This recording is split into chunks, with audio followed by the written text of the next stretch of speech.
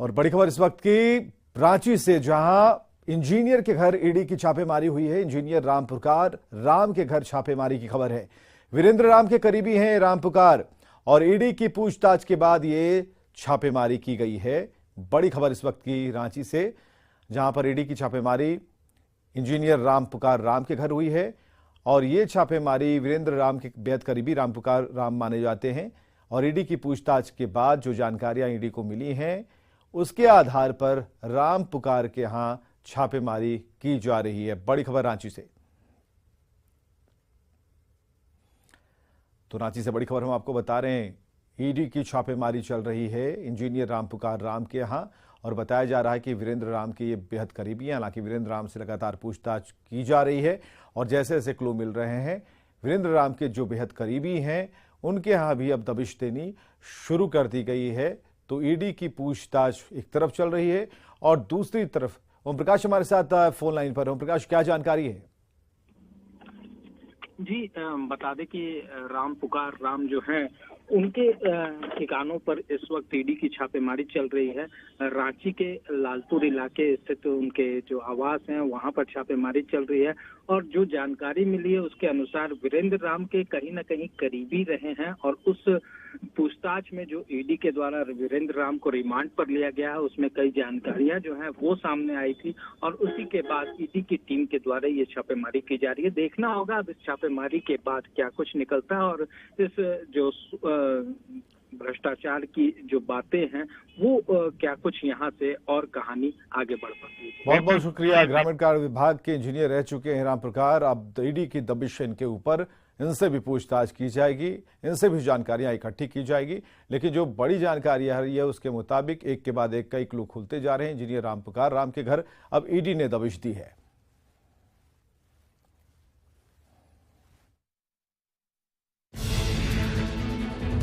रामगढ़ विधानसभा उपचुनाव को लेकर मतदाताओं में गजब का उत्साह देखा गया। मतदाताओं की भीड़ सुबह से ही वोट देने के लिए मतदान केंद्र पर उमड़ पड़ी और यही वजह है कि मतदान केंद्रों पर मतदाताओं की कतार लंबी लंबी देखने को मिली।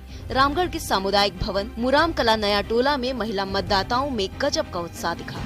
महिलाएं घर के कामकाज को छोड़कर वोट डालने के लिए कतारों में खड़ी होकर अपने बारी का इंतजार करती नजर आई। मतदाताओं ने कहा कि लोकतंत्र को मजबूत बनाने के लिए वोट देना जरूरी है, यानी पहले मतदान, उसके बाद दूसरा भी कोई काम। वही विधानसभा उपचुनाव को लेकर फर्स्ट टाइम वोटरों में भी गजब का उत्साह दिखा। फर्स्ट टाइम वोटरों ने कहा कि पहली बार वोट देने का उत्साह का आनंद ही अलग है। युवा मतदाता विकास और अच्छी शिक्षा व्यवस्था के लिए अपने पसंद के प्रत्याशियों को वोट दिया। कुल मिलाकर हर वर्ग ने लोकतंत्र के इस महापर्व में बढ़ चढ़कर हिस्सा लिया।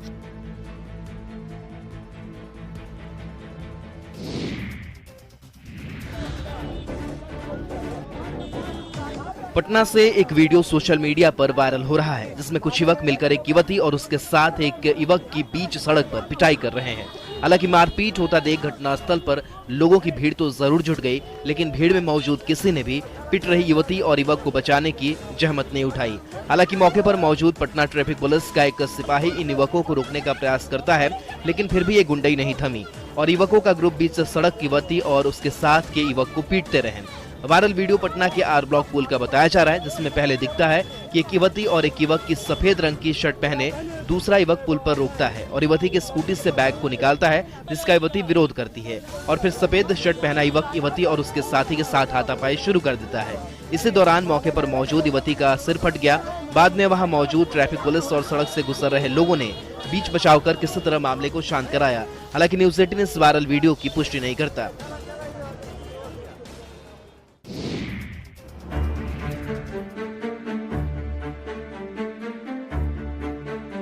अतिक्रमण पर प्रशासन का बुलडोजर चला। मंडरो प्रखंड के कौड़ी खुटौना मौजा की भगैया सड़क किनारे सरकारी जमीन पर कई दुकानों और घरों को ध्वस्त कर दिया गया।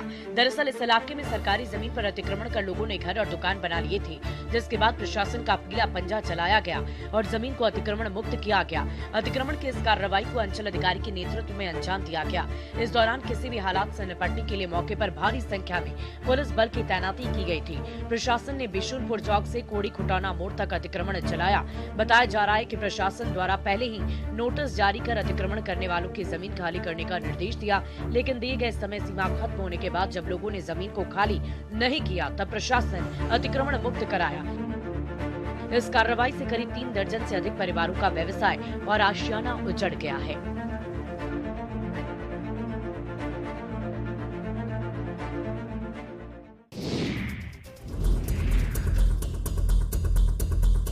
G20 बैठक की मेजबानी को लेकर रांची में तैयारी अंतिम चरण में है। चौक चौराहों पर वॉल पेंटिंग के बाद अब जगह जगह पोस्टर लग गए हैं। होर्डिंग के माध्यम से झारखंड की संस्कृति और विरासत को दिखाने का प्रयास किया जा रहा है। पोस्टर पर रांची के कई पर्यटन स्थल और सांस्कृतिक चीजों को दर्शाया गया है। साथ ही झारखंड के माइनिंग का भी जिक्र किया गया है। पोस्टर पर सीएम हेमंत सोरेन की तस्वीर के साथ झारखंड वेलकम G20 डेलीगेट्स लिखे गए हैं। वहीं विदेशी मेहमानों को उपहार देने की खास जिम्मेदारी झारक्राफ्ट को दी गई है। सिल्क का जैकेट और डोकरा फ्रेमिंग ही विदेशी मेहमानों का खास उपहार होगा और झारक्राफ्ट इन सब की तैयारी भी पूरी कर चुका है। जानकारी के अनुसार 140 बुकमार्क डायरी, 100 सिल्क के बने पारंपरिक जैकेट और लगभग 200 से अधिक ट्रेडिशनल डोकरा फ्रेमिंग सहित कई अन्य उपहार मेहमानों को दिए जाएंगे। कुल मिलाकर रांची 2 मार्च को आने वाले विदेशी मेहमानों के स्वागत को लेकर उत्सुक दिख रहा है।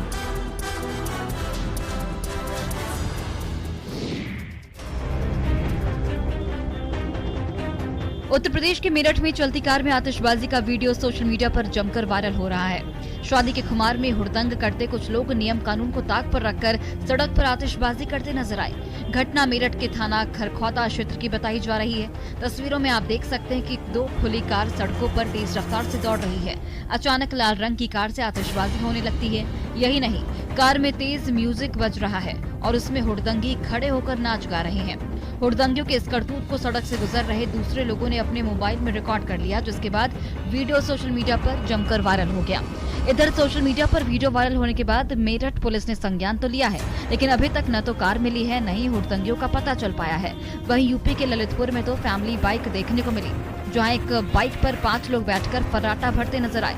मामला सदर कोतवाली क्षेत्र का ही बताया जा रहा है। इधर दोनों वीडियो वायरल होने के बाद ट्रैफिक पुलिस की कार्यशैली पर सवाल उठ रहे हैं।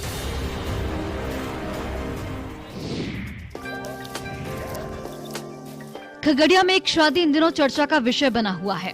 इसे प्यार का बदलापुर या जैसे को तैसा भी कहें तो गलत नहीं होगा। दरअसल हुआ कुछ यूं कि पसराहा थाना क्षेत्र के रहने वाले मुकेश को चौथम थाना क्षेत्र के रहने वाले नीरज की पत्नी रूबी से प्रेम हो गया और फिर दोनों ने फरवरी 2022 में भागकर शादी कर ली। हालांकि उस वक्त नीरज ने मुकेश के खिलाफ पसराहा थाना में केस दर्ज भी करवा दिया, लेकिन जब न्याय नहीं मिला तो नीरज ने भी मुकेश से बदला लेने का सोचा और मुकेश के पहले प्रेमी से प्रेम कर इसी साल 18 फरवरी को उसकी पहली पत्नी रूबी को लेकर फरार हो गया और फिर दोनों ने मंदिर में शादी रचा ली। इस घटना में कई दिलचस्प पहलू भी हैं। पहला ये कि दोनों की पत्नी का नाम रूबी है। दूसरा ये कि मुकेश को पहली पत्नी से 4 बच्चे थे, जबकि नीरज को 2 बच्चे थे। लेकिन प्यार की सहमति देखिए, दोनों ने आपस में 3-3 बच्चे रखने का फैसला भी कर लिया। अजब प्रेम की इस गजब की कहानी सुनकर हर कोई हैरान है।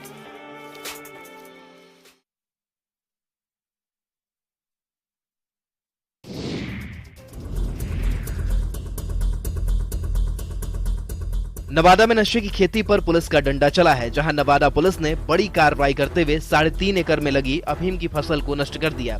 नवादा एसपी के आदेश के बाद जिलों में नक्सलियों के विरुद्ध अफीम बिक्री, भंडारण और अवैध मादक पदार्थों के कारोबार में संलिप्त तस्करों के खिलाफ विशेष सर्च अभियान चलाया जा रहा था। इसी क्रम में नवादा पुलिस को गुप्त सूचना मिली कि रजौली थाना क्षेत्र के परतूनिया और चरघरवा के जंगल में अफीम की खेती की जा रही है। सूचना के बाद एक टीम का गठन किया गया, जिसमें स्थानीय पुलिस, एसएसबी के जवान और स्वाट को शामिल किया गया। इस टीम में लगभग 5 घंटे तक अभियान चलाकर 3.5 एकड़ जमीन पर लगी अफीम की तैयार फसल को नष्ट कर दिया गया। जंगल में बरसाती नालों के पास और छोटी पहाड़ी की घाटियों के बीच छुपाकर नशे की खेती की जा रही थी, जो लगभग नशे के बाजार में उतरने के लिए तैयार थी। लेकिन सुरक्षा बलों ने नशे के सौदागरों के अरमानों पर पानी फेर दिया। फिलहाल पुलिस प्राथमिकी दर्ज कर आगे की कार्रवाई में जुट गई है।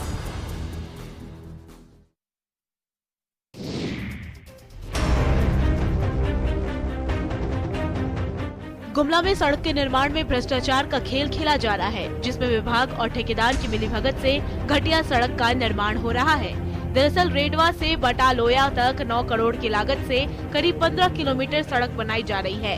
ग्रामीणों का आरोप है कि ठेकेदार जैसे तैसे काम कर निकलने में लगे हैं। घटिया तरीके से बनाई जा रही सड़क बनने के साथ ही उखड़ने लगी है।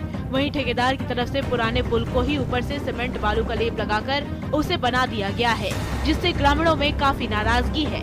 कुल मिलाकर विभाग से मिलकर ठेकेदार अपनी करतूत छिपाने में लगे हैं।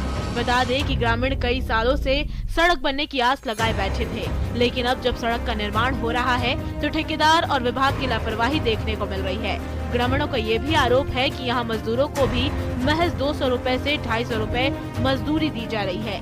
यही नहीं, घटिया निर्माण के खिलाफ आवाज उठाने पर ग्रामीणों को धमकी भी मिल रही है।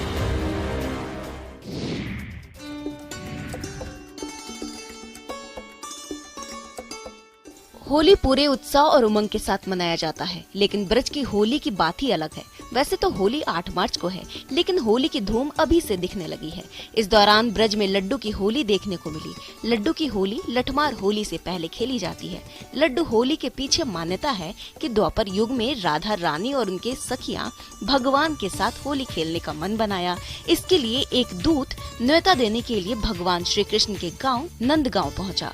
नंदगांव में जब भगवान ने होली खेलने का निमंत्रण स्वीकार कर लिया, तब बरसाना में भगवान के होली खेलने का निमंत्रण स्वीकार करने पर बरसाना वासी खुश हो गए और एक दूसरे पर लड्डू फेंकने लगे और इसी से होली खेलने लगे। आज भी ये परंपरा बखूबी निभाई जा रही है। बरसाना की लड्डू और लठमार होली का आनंद लेने के लिए बड़ी संख्या में देश विदेश से श्रद्धालु पहुंचते हैं।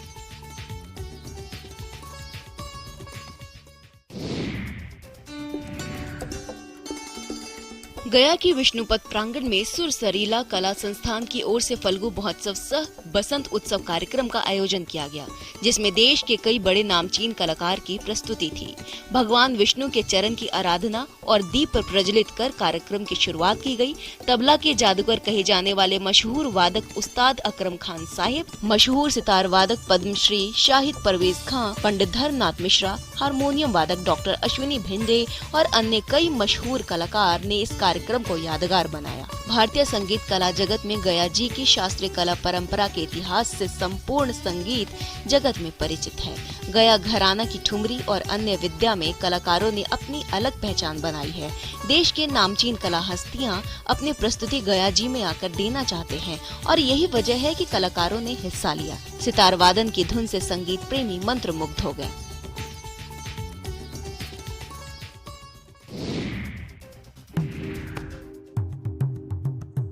मधेपुरा के सिंहेश्वर धाम में 3 दिवसीय श्री सिंहेश्वर महोत्सव का आयोजन किया गया।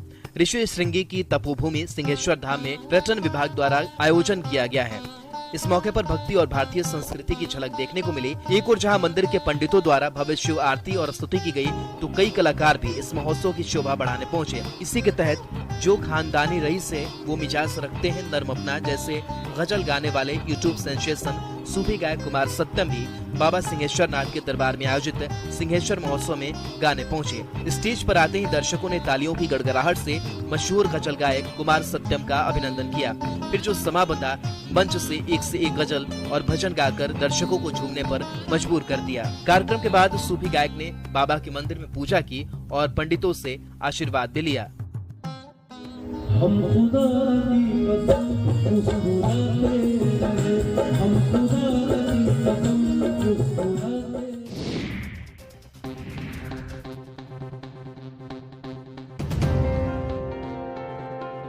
पूर्णिया के चर्चित रंगकर्मी मिथिलेश राय को भारत सरकार की ओर से संगीत नाटक अकादमी पुरस्कार से नवाजा गया है। 23 फरवरी को दिल्ली के विज्ञान भवन में राष्ट्रपति द्रौपदी मुर्मू ने उन्हें यह सम्मान दिया। मिथिलेश राय को इससे पहले भिखारी ठाकुर सम्मान समेत कला संस्कृति और नाटक के क्षेत्र में 100 से अधिक सम्मान मिल चुके हैं। उन्होंने 1993 में किरण बेदी के साथ मिलकर तिहाड़ जेल में जेल सुधार अभियान चलाया था। एनएसडी से पास आउट मिथिलेश राय ने नाटक और कला के क्षेत्र में कई तरह के उत्कृष्ट काम किए हैं। उन्होंने धर्मवीर भारती के नाटक अंधा युग, फणीश्वर नाथ रेणु के आदिम रात्रि की महक समेत दर्जनों नाटकों का मंचन और निर्देशन किया है। मिथिलेश राय को इतने मेडल मिले हैं कि रखने के लिए जगह नहीं है। कई राज्यों के मुख्यमंत्री और राज्यपाल ने उन्हें सम्मानित किया है, लेकिन अफसोस परिवार की आर्थिक हालत बेहद खराब है। हालात ये हैं कि अभी भी मिथिलेश राय किराए के मकान में रहते हैं।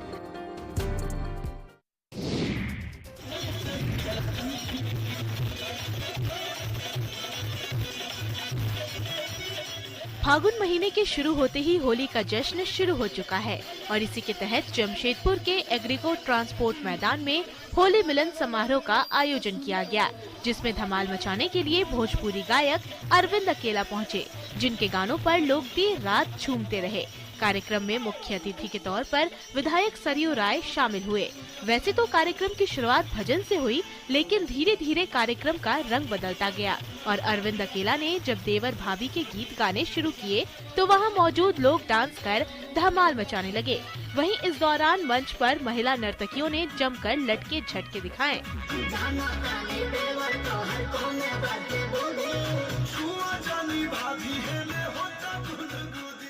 मंच से लेकर दर्शकों तक नाच गाने का दौर चला। जैसे जैसे रात होती गई, नाच गाने का खुमार लोगों पर छाता रहा।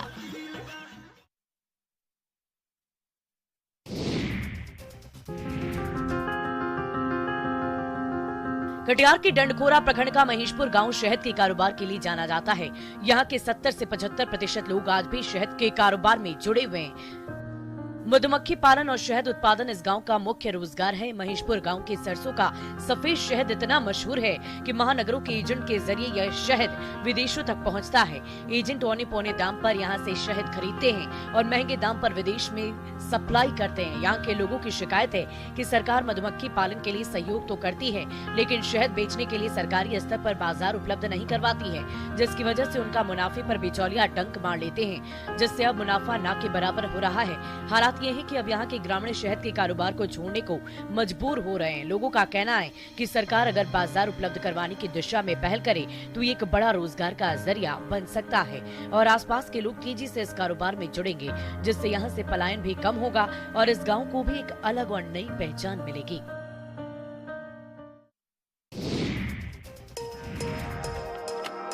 झारखंड में एक तरफ रोजगार को लेकर युवा पलायन कर रहे हैं, तो दूसरी तरफ हजारीबाग जिला मुख्यालय से लगभग 20 किलोमीटर दूर इचाक प्रखंड के करियातपुर गांव के लोग अपने घर पर रहकर अपनी पारंपरिक उद्योग को जिंदा रखे हुए हैं। दरअसल करियातपुर गांव कांसा पीतल के बर्तन निर्माण के क्षेत्र में एक नया कीर्तिमान गढ़ता जा रहा है। गाँव के कसेरा समाज के लोग न केवल अपने पारंपरिक बर्तन निर्माण कर आत्मनिर्भर बन रहे हैं, बल्कि आसपास के लोगों को रोजगार भी दे रहे हैं।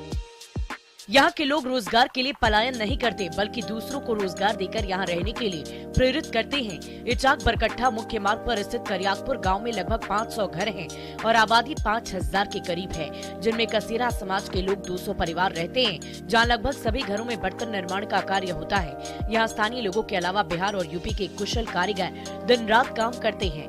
वर्तमान में यहाँ कांसा और पीतल की थाली, लोटा, गिलास, कड़ाही जैसे कई बर्तन बनाए जाते हैं।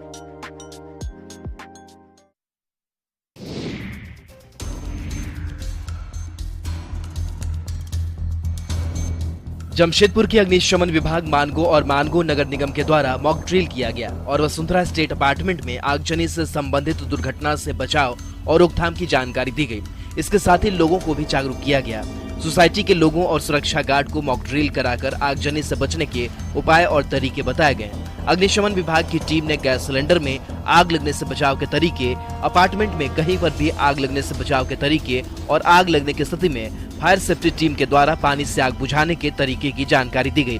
आग लगने या धुआं भर जाने पर किस तरह से अपार्टमेंट या फ्लैट से बाहर निकलना चाहिए, इन सभी के बारे में प्रशिक्षण और जानकारी दी गई। आपको बता दें कि उपायुक्त के निर्देश पर मानगो नगर निगम के द्वारा अग्निशमन टीम के साथ शहर के विभिन्न अपार्टमेंट और सोसाइटी में फायर सेफ्टी की जांच की जा रही है। साथ ही आगजनी से बचाव और सुरक्षा के लिए प्रशिक्षण और मॉक ड्रिल का भी आयोजन किया जा रहा है।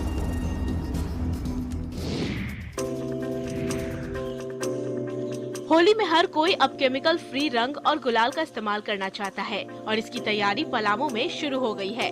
यानी पलामू वासी भी इस बार होली में हर्बल गुलाल और अबीर का इस्तेमाल करेंगे। दरअसल मेदिनीनगर शहरी आजीविका मिशन से जुड़ी दीदियां इस बार हर्बल गुलाल बनाने में लगी हुई हैं। पलाश के फूल के साथ साथ सब्जियों का इस्तेमाल कर अलग अलग रंग बनाया जा रहा है। इसके लिए शहर के सरकारी बस स्टैंड स्थित शेल्टर होम में आजीविका मिशन से जुड़ी ये महिलाएं दिन रात इस कार्य में जुटी हैं। सबसे खास बात ये है कि ये अबीर गुलाल पूरी तरह से ऑर्गेनिक है। आपको जानकर हैरानी होगी कि ये रंग सिर्फ पलाश के फूलों से ही नहीं, बल्कि पालक, चुकंदर, धनिया पत्ता जैसी सब्जियों से भी बनाया जा रहा है। तो अब जमकर इन रंगों से होली खेलिए और रंग जाइए इन हर्बल रंग के रंगों में। रही बात इसे खरीदने की, तो इस बार नगर निगम मेदिनी नगर में कई स्टॉल लगाकर हर्बल गुलाल बेचने का काम करेगा और इसमें समूह की महिलाओं को इस बार अच्छे मुनाफे की भी उम्मीद है।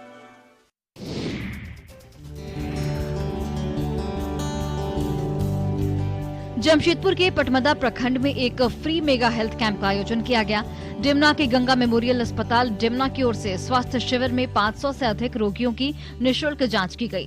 दरअसल अस्पताल के संचालक डॉक्टर नागेंद्र सिंह हर साल अपनी मां गंगा देवी की याद में निःशुल्क ऑपरेशन कैंप का आयोजन करते हैं और इस साल भी मार्च से लेकर मई तक निःशुल्क ऑपरेशन किए जाएंगे और इसी के तहत गांव-गांव कैंप लगाकर आर्थिक रूप से कमजोर जरूरतमंद बीमार लोगों का इलाज किया जा रहा है। इस शिविर में surgeon, medicine specialist, orthopaedic surgeon, शिशु रोग विशेषज्ञ, स्त्री रोग विशेषज्ञ सहित कई डॉक्टरों ने निःशुल्क मरीजों की जांच की और उन्हें फ्री दवाइयां भी उपलब्ध कराई गयी। आपको बता दें कि 3 महीने तक अलग अलग जगहों पर इस तरह का फ्री हेल्थ कैंप लगाया जाएगा। साथ ही जिनको ऑपरेशन की जरूरत होगी उनका निःशुल्क ऑपरेशन भी किया जाएगा। डॉक्टर नागेंद्र सिंह ने बताया कि इस साल 400 लोगों का निःशुल्क ऑपरेशन करने का लक्ष्य रखा गया है।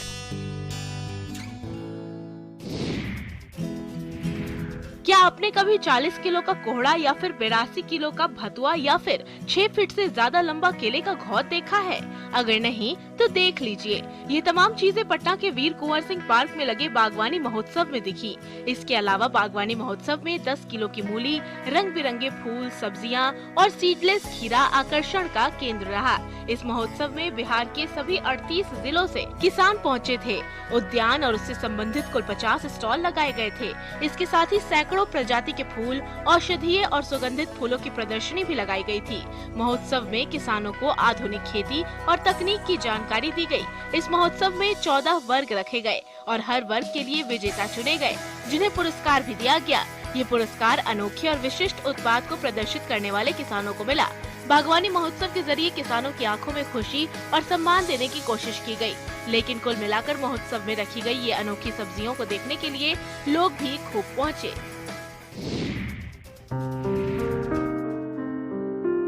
होली के नजदीक आते ही हर ओर होली का रंग चढ़ने लगा है, लेकिन मुंगेर जिले के असरगंज प्रखंड के सती स्थान गांव के लोग 200 सालों से होली नहीं मनाते। करीब 1500 लोगों की आबादी वाले इस गांव की कहानी कुछ अलग हटकर है। होली के आते ही इस गांव के लोग सचेत हो जाते हैं।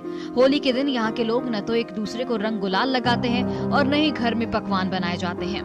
ग्रामीणों के अनुसार इसके पीछे 200 साल पुरानी एक अजीब सी कहानी है।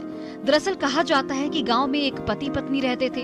होली के दिन पति की मौत हो जाती है, लेकिन दाह संस्कार के लिए शव ले जाने के दौरान शवर्थी के ऊपर से बार बार गिर जाता था, जिसके बाद पत्नी पति के अर्थी के पास पहुंचकर कहती है कि वो सती होना चाहती है और फिर तभी अचानक पत्नी के हाथों की छोटी उंगली से आग निकलती है और उसी आग से पति पत्नी की चिता जल उठती है। बाद में ग्रामीणों ने सती स्थल पर मंदिर का निर्माण कराया और लोग वहां पूजा करने लगे और तभी से यह परंपरा चली आ रही है।